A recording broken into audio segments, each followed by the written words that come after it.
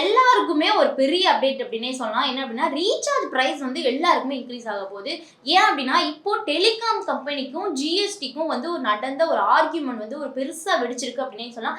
இதுல சுப்ரீம் கோர்ட்டும் வந்து ஒரு ஜட்ஜ்மென்ட் குடுத்திருக்காங்க. சுப்ரீம் கோர்ட் வழங்குன அந்த ஜட்ஜ்மென்ட் என்ன? அதே மாதிரி இப்போ ஒரு டெலிகாம் டவர் நம்ம அமைக்கிறோம் அப்படின்னா, அதுக்காக செலுத்தப்படக்கூடிய அந்த ஜிஎஸ்டி இருக்கு இல்லையா? அது திரும்பவும் இன்புட் டாக்ஸா கிரெடிட் அதாவது ஐடிசியா வந்து எடுத்துக்கொள்ள முடியுமா? அப்படின்ற மாதிரிலாம் இப்ப டாக்ஸ் போயிட்டுருக்கு. இதுதான் டெலிகாம் இண்டஸ்ட்ரிக்கும் ஜிஎஸ்டி டிபார்ட்மெண்ட்டுக்கும் இடையே ஒரு லாங் டேர்மா இந்த இஷ்யூ போயிட்டு இருக்கு. ஒரு லீகலான ப்ராப்ளம்ஸ் அப்படின்னே சொல்றாங்க. இதுக்கு வந்து சுப்ரீம் கோர்ட் இப்போ ஜட்ஜ்மென்ட் கொடுத்திருக்காங்க. ஜிஎஸ்டி டிபார்ட்மெண்ட் தாக்கல் பண்ண அந்த ரிவ்யூ பெட்டிஷனை சுப்ரீம் கோர்ட் வந்து நிராகரிச்சிருக்காங்க அப்படின்ற ஜட்ஜ்மென்ட் தான் வந்திருக்கு.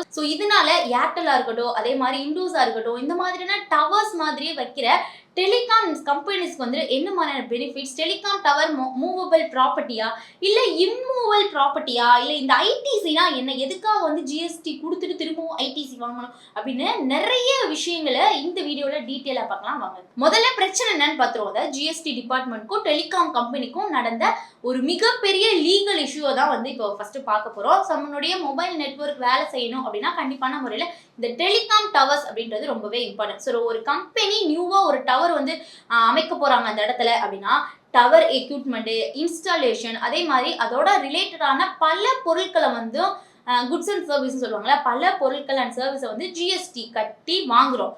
பொதுவாகவே ஒரு பிஸ்னஸ் இல்ல ஒரு பிஸ்னஸ் ஆக்டிவிட்டிக்காக வாங்குற அந்த குட்ஸ் அண்ட் சர்வீஸ் மேல செலுத்தின அந்த ஜிஎஸ்டி வந்து சில ரூல்ஸுக்கு உட்பட்டு இன்புட் டாக்ஸ் கிரெடிட்டா திரும்பவும் கிளைம் பண்ணிக்கலாம் அப்படின்ற ஒரு ஆப்ஷன் வந்து இருக்கு. அதாவது ஏற்கனவே செலுத்தின அந்த ஜிஎஸ்டியை நெக்ஸ்ட் கட்டத்துல அதாவது நெக்ஸ்ட் லெவல் போகும்போது செலுத்த வேண்டிய அந்த ஜிஎஸ்டிக்கு அட்ஜஸ்ட் பண்ணிக்கலாம் அப்படின்ற மாதிரி வந்து இதுதான் ஒரு ஆப்ஷனா இருக்கு. ஆனா இந்த விஷயத்துல தான் வந்து டெலிகாம் கம்பெனிஸ்க்கு ஒரு கேள்வி வந்திருக்கு. என்ன கேள்வி அப்படின்னா, இப்போ நம்ம டவர் வந்து எந்த இடத்துல வைக்கிறோம், லேண்ட்ல தான் வைக்கிறோம். அந்த லேண்ட்ல வைக்கிறதுனால இது வந்து இம்மூவல் ப்ராப்பர்ட்டியா நம்ம எடுத்துக்கணுமா? அப்படி எடுத்துக்கிட்டோம் அப்படின்னா சில சிச்சுவேஷன்ல ஐடிசி கிடைக்கிறதுல சில ரெஸ்ட்ரிக்ஷன் வரலாம் அப்படின்ற மாதிரி வந்து அவங்களுக்கு ஒரு கேள்வி வந்திருக்கு. ஜிஎஸ்டி டிபார்ட்மெண்டோட முக்கியமான ஆர்கியூமெண்ட் என்ன அப்படின்னா, இதுல டெலிகாம் டவரை பொறுத்தவரையும் ஒரு இடத்துல இன்ஸ்டால் பண்ணப்பட்டதுக்கு அப்புறம் அது நிலத்தோட இணைக்கப்பட்டுருச்சு. நிலத்தோட வந்து ஃபிக்ஸ் ஆயிடுச்சு. அதனால அது வந்து இம்மூவல் ப்ராப்பர்ட்டியா தான் நாங்க கருதுவோம் அப்படின்ற மாதிரி ஜிஎஸ்டி டிபார்ட்மெண்ட் சொல்றாங்க. இதுக்கப்புறம் ஜிஎஸ்டி ஆக்டோடைய செக்ஷன் 17ல குறிப்பிட்ட சில இம்மூவல் ப்ராப்பர்ட்டிஸ் கன்ஸ்ட்ரக்ஷன் ரிலேட்டடான எக்ஸ்பென்ஸ்க்குலாம் அந்த இன்புட் டாக்ஸ் வந்து கிடையாது அப்படின்னு சொல்றாங்க. இதுக்கு முன்னாடியே அவங்க வந்து ஜிஎஸ்டி பே பண்ணி தான் அந்த டவருக்கு வாங்கக்கூடிய அந்த பொருட்கள், கம்பி எல்லாத்துக்குமே வந்து ஜிஎஸ்டி பே பண்ணியிருப்பாங்க. அப்ப இன்புட் டாக்ஸ் இதுல கிடையாது அப்படின்னு சொல்லிட்டு ஜிஎஸ்டி டிபார்ட்மெண்ட் சொன்னதுனாலையும் அந்த ஒரு ப்ரொவிஷன் பேசஸ் வச்சு டெலிகாம் கம்பெனிஸ் கிளைம் பண்ண கொடுக்க அந்த ஐடிசிக்கு ஜிஎஸ்டி டிபார்ட்மெண்ட் வந்து எதிர்ப்பு தெரிவிச்சிட்டாங்க அப்படின்னே சொல்லலாம். இதுதான் வந்து ப்ராப்ளம். அதாவது டவரை பொறுத்தவரையும் பிசினஸ்க்காக யூஸ் பண்ணியிருக்காங்க அப்படின்றதுக்காக மட்டும் இந்த ஜிஎஸ்டி கிரெடிட் கொடுக்க முடியாது அப்படின்றது தான் இப்போ ரெவென்யூ சைடோடைய முக்கியமான ஒரு நிலைப்பாடு அப்படின்னே சொல்லலாம். இதுக்கெல்லாம் வந்து நாங்கள் வந்து இன்புட் டாக்ஸ்லாம் கொடுக்க முடியாது அப்படின்ற மாதிரி சொல்லியிருக்காங்க. இதுக்கு டெலிகாம் கம்பெனிஸ் என்ன சொல்றாங்க அப்படின்னா, இதுக்கு வந்து டெலிகாம் கம்பெனியோடைய ஒரு ஆர்கியூமெண்ட் வந்து வச்சிருக்காங்க. என்ன ஆர்கியூமெண்ட்னா, ஒரு டவரை ஒரு இடத்துல இன்ஸ்டால் செஞ்சிருக்கிறோம் அப்படின்றதுக்காக அது பர்மனன்ட்லி இம்மூவல் ப்ராப்பர்ட்டியா ஆகிடாது. அந்த டவரை தேவை அப்படின்னா நாங்கள் வந்து அதை டிஸ்போஸ் கூட பண்ணுவோம். அதை வந்து நாங்கள் டிஸ்மேண்டில் பண்ணி வேற லொக்கேஷனுக்கு நாங்கள் எடுத்துட்டு போய் திரும்பவும் வந்து இன்ஸ்டால் பண்ண முடியும் அப்படின்ற மாதிரி சொல்லியிருக்காங்க. அதனால ஒரு மூவபிள் எக்யூப்மெண்ட்டை பிளான் அண்ட் மெஷினரி அப்படின்ற நேச்சர்ல இருக்குது இந்த ஒரு டவர் அப்படின்றதான் வந்து டெலிகாம் கம்பெனிஸ் அவங்களுடைய வாதமா வச்சிருக்காங்க. இதுதான் வந்து இந்த என்டையர் லீகல் பேக்டோட ஒரு முக்கியமான பாயிண்ட். லேண்ட்ல வந்து ஃபிக்ஸ் பண்ணப்பட்டிருக்கு அப்படின்றது தான் வந்து முக்கியமா. இப்போ நாங்க வந்து இந்த லேண்ட்ல இருந்து இன்னொரு லேண்டு கூட நாங்க எடுத்துட்டு போவோம். இது எங்களுக்கு வந்து சரிப்பட்டு வரல, வேற இடத்துல நாங்க ஃபிக்ஸ் பண்ண போறோம் அப்படின்னா வேற இடத்துல நாங்க வந்து ஃபிக்ஸ் பண்ணுவோம். அப்போ வந்து மூவபிள் ப்ராப்பர்ட்டி தானே, எப்படி நீங்க இம்மூவல் ப்ராப்பர்ட்டின்னு சொல்லிட்டு இன்புட் டாக்ஸை கொடுக்க மாட்டேன்னு சொல்றீங்க அப்படின்றத வந்து டெலிகாம் கம்பெனிஸ் வந்து கேட்கறாங்க. இதே கேள்வியை தான் சுப்ரீம் கோர்ட்டும் கேட்டிருக்காங்க. நிலத்துல ஃபிக்ஸ் பண்ணிருக்காங்க அப்படின்றதுக்காக இல்ல அதை டிஸ்மேட் பண்ணி வேற இடத்துக்கு மாத்த முடியும் அப்படின்றதெல்லாம் வந்து இப்போ கோர்ட் வந்து ஜிஎஸ்டி டிபார்ட்மெண்ட்டை கேட்டிருக்காங்க அப்படின்னே சொல்லலாம். இந்த ஒரு இஷ்யூல சுப்ரீம் கோர்ட் ஏற்கனவே டெலிகாம் கம்பெனிஸ்க்கு சாதகமான ஒரு நிலைப்பாட்டை தான் வந்து எடுத்திருந்துச்சு அப்படின்னே சொல்லலாம். அதை திரும்பவும் ரிவ்யூ பண்றதுக்கு வேணும், அது திரும்பவும் நீங்க ரிவ்யூ பண்ணணும் அப்படின்னு ஜிஎஸ்டி டிபார்ட்மெண்ட் போட்ட அந்த ரிவ்யூ பெட்டிஷன் வந்து தாக்கல் பண்ணாங்க. ஆனா இப்போ சுப்ரீம் கோர்ட் என்ன பண்ணியிருக்காங்க அப்படின்னா, அந்த ரிவ்யூ பெட்டிஷனை டிஸ்மிஸ் பண்ணிட்டாங்க அப்படின்றதான் வந்து இந்த ஒரு விஷயத்துல ரொம்பவே இம்பார்ட்டண்டா பார்க்கப்படுது. ஸோ கோர்ட்டோட பார்வையில் அவங்களுடைய விஷயங்கள் என்ன தெரியுது அப்படின்னா, முன்னாடி தீர்ப்பு கொடுத்ததை திரும்பவும் மறுசீலனை பண்ற அளவுக்கு வெளிப்படையான ஒரு தவறு இருக்குது அப்படின்ற மாதிரிலாம் இதுல எதுவுமே இல்லை அப்படின்ற மாதிரி சொல்லியிருக்காங்க. அதனால டெலிகாம் கம்பெனிஸ் ரிலேட்டடான ஐடிசி குறித்து இந்த டெலிகாம் கம்பெனிஸ்க்கு சப்போர்ட் பண்ற மாதிரி தான் வந்து முந்தைய நிலைப்பாடும் இருக்குது, இந்த நிலைப்பாடும் இருக்கு அப்படின்ற மாதிரி தான் நம்மளுக்கு தெரியுது.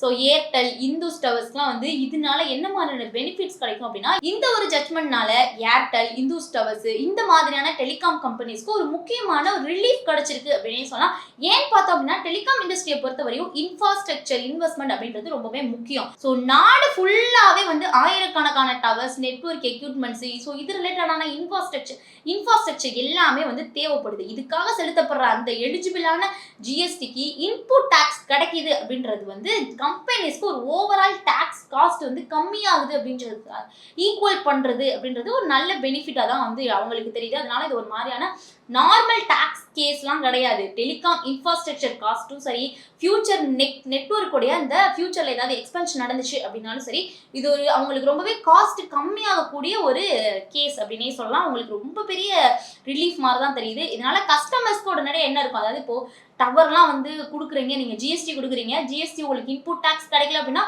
இதனால ரீசார்ஜ் சார்ஜஸ் இல்லை எங்களுக்கு டவர்ல ஏதாவது ப்ராப்ளம் வருது, இந்த மாதிரியான ப்ராப்ளம் வருமா அப்படின்ற மாதிரி கஸ்டமர் சைட்ல இருந்து நிறைய கொஸ்டின்ஸ் வரும். ஸோ அதுக்கு ஒரு கிளாரிஃபிகேஷன் என்ன அப்படின்னா, இது வந்து சுப்ரீம் கோர்ட்டுடைய இந்த டிசிஷன், இந்த ஜட்ஜ்மெண்ட்னால மொபைல் ரீசார்ஜ் உடனே வந்து சீப் ஆயிடும் அப்படின்ற மாதிரி சொல்ல முடியாது. அட் த சேம் டைம் வந்து இவங்க ஜட்ஜ்மெண்ட்ல ஏதாவது சேஞ்ச் ஆயிடுச்சு அப்படின்னாலும் உடனே அந்த ரீசார்ஜ்லாம் இன்க்ரீஸ் ஆகும் அப்படின்றதும் கிடையாது. இப்போ வந்து கஸ்டமரை பத்தி எதுவும் வந்து இப்போதைக்கு எதுவுமே சொல்லலை அப்படின்ற மாதிரி தான் தெரியுது. ஸோ இது வந்து டெலிகாம் கம்பெனிஸோடைய டாக்ஸ் டிபார்ட்மெண்ட்டுக்கும் டெலிகாம் கம்பெனிஸ்க்கும் இடையில இருக்கக்கூடிய அந்த லீகல் இஷ்யூஸ் தான். இதனால கஸ்டமர்ஸ்க்கு எந்த மாதிரியான ஒரு இம்பாக்டும் இல்லை.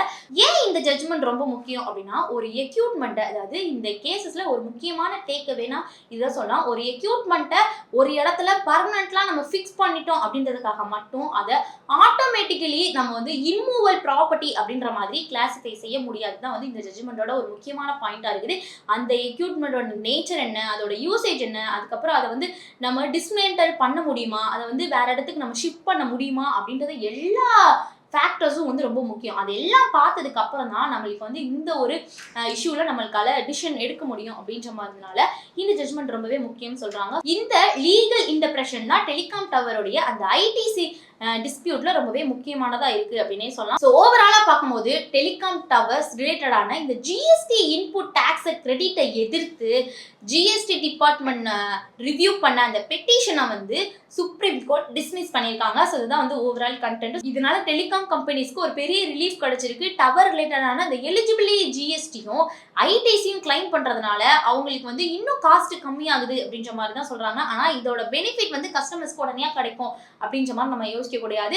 ஸோ இது வந்து மொபைல் ரீசார்ஜ்ல பிரைஸ்ல ஏதாவது இம்பாக்ட் ஏற்படுத்துமா அப்படின்றதான் வந்து இப்போ நிறைய பேர்ல ஒரு பெரிய கேள்வியா இருக்கு. அதான் வந்து அவங்க டாக்ஸ் இன்புட்லாம் வந்து அவங்களுக்கு வந்து ஜிஎஸ்டிலாம் வந்து குறையுது, அவங்களுடைய அந்த ஒரு ஓவரால் காஸ்ட் வந்து எப்படினாலும் வந்து கம்மியாக தான் ஆகுது. ஸோ இதனால வந்து எங்களுக்கு காஸ்ட் குறையுமா அப்படின்றது தான். ஸோ இதெல்லாம் வந்து போக வர நியூஸ் தான் நமக்கு தெரியும். ஸோ இந்த ஜட்மெண்ட்டை பொறுத்தவரையும் கண்டிப்பான முறையில் டெலிகாம் கம்பெனிஸ்க்கு ஒரு பெரிய லெவலில் வந்து பெனிஃபிட் கொடுக்கக்கூடிய, அதாவது காஸ்ட் கம்மியாகக்கூடிய ஒரு ஜட்மெண்ட்டாக தான் இருக்கு. ஸோ சுப்ரீம் கோர்ட்டோடைய இந்த ஜட்மெண்ட்டை பற்றி நீங்கள் என்ன நினைக்கிறீங்க?